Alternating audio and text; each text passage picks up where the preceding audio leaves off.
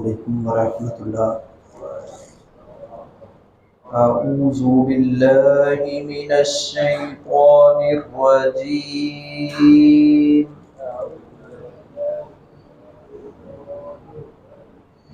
بسم اللہ الرحمن الرحیم۔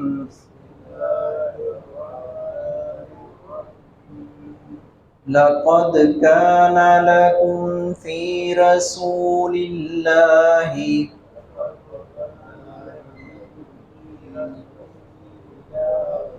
أسوة حسنة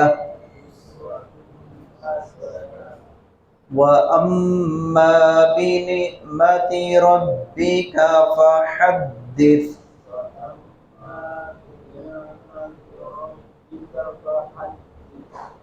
پہلی آیت سورۃ الاحزاب کی آیت کا کچھ حصہ ہے اور دوسری آیت سورۃ الضحیٰ کی آخری آیت مبارکہ ہے۔ دونوں آیات کے اندر اللہ رب العزت رسول اکرم صلی اللہ علیہ وآلہ وسلم کا بنیادی طور پر تذکرہ فرما رہی ہے۔ ہمیں یہ مخاطب کر کے کہا گیا ہے کہ تحقیق تمہارے لیے رسول اللہ صلی اللہ علیہ وسلم کی زندگی اسوہ ہے۔ صرف اسوہ ہی نہیں قرار دیا گیا، نمونہ اور مثال ہی قرار نہیں دیا گیا، بلکہ بہترین کامل اور اکمل نمونہ پیارے نبی کی زندگی کو قرار دیا گیا ہے۔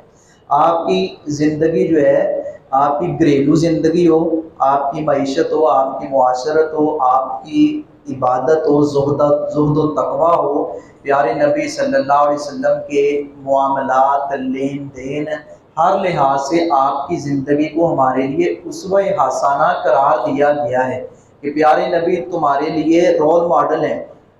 لیکن ہمارے ہاں جو عملی طور پر کچھ اور ہوتا ہے، اللہ ماشاءاللہ چند مسلمان ہوتے ہیں، اسے چند ہی کہا جا سکتا ہے، جب کروڑوں اور اربوں خربوں کی تعداد کے مقابلے میں چند بھی کہا جا سکتا ہے جو سنت سے مکمل وابستگی رکھتے ہوں، مگر ہمارا حال تو یہ ہے، کسی سنت کے لیے تو ہم لڑنے مرنے کے لیے جاتے ہیں اور کسی سنت کو ویسے ہی نظر انداز کر دیتے ہیں، یا آباء و اجداد کی اندھی تقلید کے پیچھے لگ کر یا اپنی خواہشات کو سامنے رکھتے ہوئے پیارے نبی صلی اللہ علیہ وسلم کی ہر سنت کو مقدم رکھا جائے۔ اور آپ صلی اللہ علیہ وسلم سے صحابہ کرام نے کئی ایک انداز سے محبت کی، عملی طور پر بھی کی ہے، اور آپ سے تبرک بھی لیا کرتے۔ تبرک سے مراد آپ کے بال مبارک جب آپ نے حج اور عمرے کے متعلق، یا زلفوں کی بھی ایک حد ہوتی ہے، پیارے نبی جب حجامت بنواتے تھے صحابہ کرام کی قطاریں لگ جاتی تھی۔ یہ صحیح روایات سے ثابت ہے کہ کاش کہ ہمیں ایک بال مل جائے۔ نبی صلی اللہ علیہ وسلم ناخن تراشتے تھے تو صحابہ کرام ناخن بھی اپنے پاس محفوظ کر لیتے تھے۔ آپ کے لعاب کے اندر اللہ رب العزت نے برکت رکھی تھی، آپ کے پسینے سے خوشبو جو ہے وہ اچھلتی تھی۔ حضرت ام سلیم آپ کے پسینے کو اکٹھا کیا، اللہ حاصل قیاس ایسی کئی ایک مثالیں، اللہ رب العزت نے آپ کو بہت سارے معجزات بھی عطا کیے۔ اب کوئی بال لینا چاہے، آپ کا دعا مبارک حاصل کرنا چاہے، ایسا ناممکن ہے۔ یہ اعزاز وہ سعادت صحابہ کرام ہی لے گئے۔ اب ایک ہی کامیابی کا راستہ ہے، وہ کیا ہے؟ وَإِن تُطِيعُوهُ تَهْتَدُوا، تم ہدایت یافتہ تب بنو گے، ہدایت تمہیں تب تمہارا مقدر بنے گی جب پیارے نبی کی اطاعت کرو گے، پیارے نبی کی فرمانبرداری کرو گے۔ اب ہم غور کریں، کیا ہم حلال و حرام کی تمیز کر رہے ہیں؟ جو میں گھر میں روپے پیسہ لا رہا ہوں، بچوں کو کھلا رہا ہوں، وہ اس میں سود کی، رشوت کی، جوئے کی آمیزش تو نہیں ہے؟ جو چیزیں میں پہن رہا ہوں، جو لباس، وہ حرام کا تو نہیں ہے جو اپنے بچوں کو پہنا رہا ہوں؟ میرا رشتہ داروں کے ساتھ کیا سلوک ہے، میرا ہمسایوں کے ساتھ کیا سلوک ہے؟ اللہ حاصل قیاس میں پیارے نبی صلی اللہ علیہ وسلم کی سنت کو یا آپ کی محبت میں آپ کے احکامات کو ترجیح دیتا ہوں، یا برادری کی رسومات کو ترجیح دیتا ہوں؟ یہ ہر مسلمان کو اس پر غور کرنا چاہیے اور سوچنا چاہیے۔ اور دوسرے نمبر پر جو آج کل ماحول بنا ہوا ہے کئی ایک سالوں سے، یہ 100-200 صدیوں سے ایک سلسلہ چلتا آ رہا ہے اور یہ بڑھتا چلا جا رہا ہے۔ کہنے والے کہتے ہیں جی بدعت بانج نہیں ہوتی، وہ اس کا رنگ بدلتا رہتا ہے، سنت کا رنگ ایک ہی ہوتا ہے، بدعت کے کئی ایک رنگ ہیں اور نئے سے نئے رنگ متعارف کروائے جا رہے ہیں۔ تو پیارے بھائیوں، نبی صلی اللہ علیہ وسلم کی زندگی ہمارے لیے ماڈل ہے۔ یہاں تو ایسے ایسے بدبخت بھی گزرے ہیں جنہوں نے کہا جی مصطفیٰ کمال پاشا ہمارا آئیڈیل ہے، فلاں پرسنالٹی امریکہ کی، فلاں انڈیا کی، فلاں اداکار، فلاں فنکار گلوکار جو ہے، یا فلاں پاکستان کا کھلاڑی، یا فلاں جو ہے، وہ میرے لیے آئیڈیل ہے۔ ہمارے لیے آئیڈیل ایک ہی ہستی ہے، وہ ہستی ہے پیارے نبی محمد مصطفیٰ صلی اللہ علیہ وسلم کی۔ اللہ رب العزت نے آپ کو ہمارے لیے مثال کرا دی، کسی اور کی مثال نہیں کرا دیا۔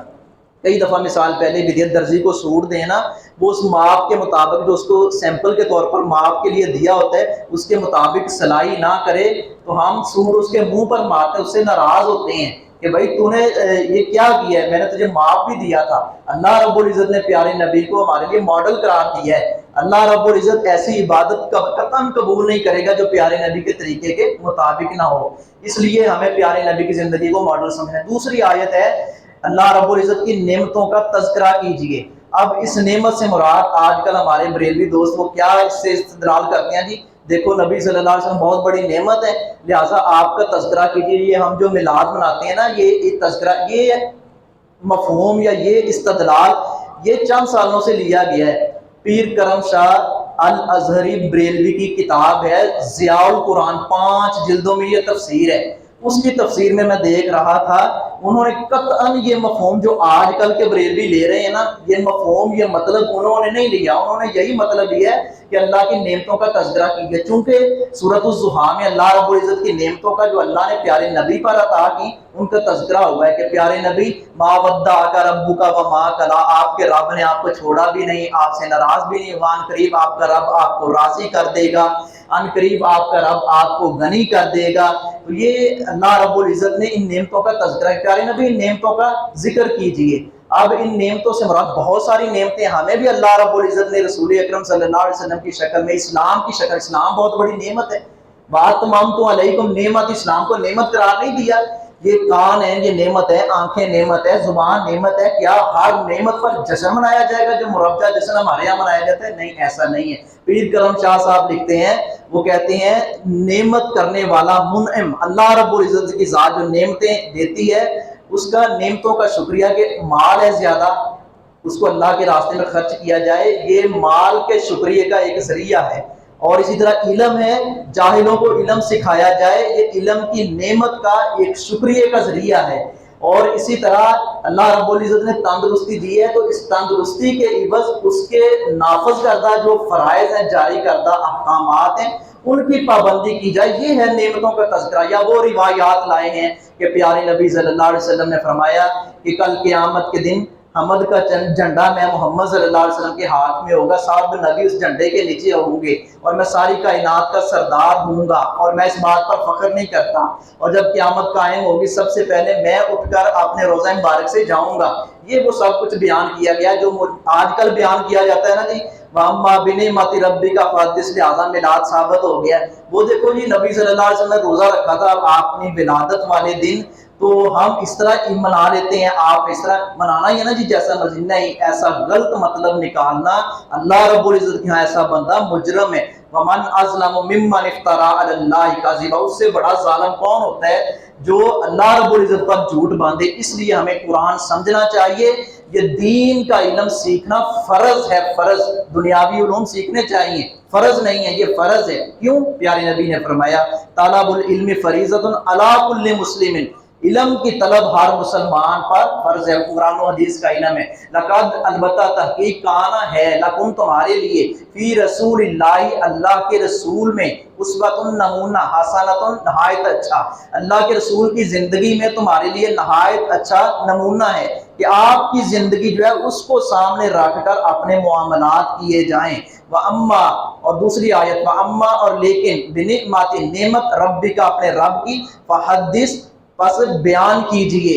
تو یہ نعمت کا اظہار جو ہے وہ شکر کرنا، اور اللہ رب العزت نے اچھا دیا ہے، کھانا اچھا پہننا، یہ نعمت کا اظہار ہے، لیکن ایک خاص مطلب اپنی طرف سے نکال لینا اور صرف وہی مراد لینا، یہ غلط ہے مفسرین نے، نہ ہی یہ اپنا مودودی صاحب نے تفہیم القرآن میں یہ ترجمہ کیا ہے، نہ تفسیر قرطبی والے نے کیا ہے، نہ تفسیر عزیزی والے نے کیا ہے، نہ حافظ ابن کثیر نے یہ مفہوم مطلب نکالا ہے، نہ ہی بریلویوں کے بڑے پرانے جو اکابر ہیں انہوں نے یہ مطلب نکالا ہے جو ہمارے بھائی مطلب بنا کر لوگوں کو گمراہ کر رہے ہیں۔ اللہ رب العزت ہمیں دین اسی انداز سے سمجھنے کی توفیق عطا فرمائے جس طرح صحابہ نے سمجھا اور آگے پہنچایا۔ وما علیہ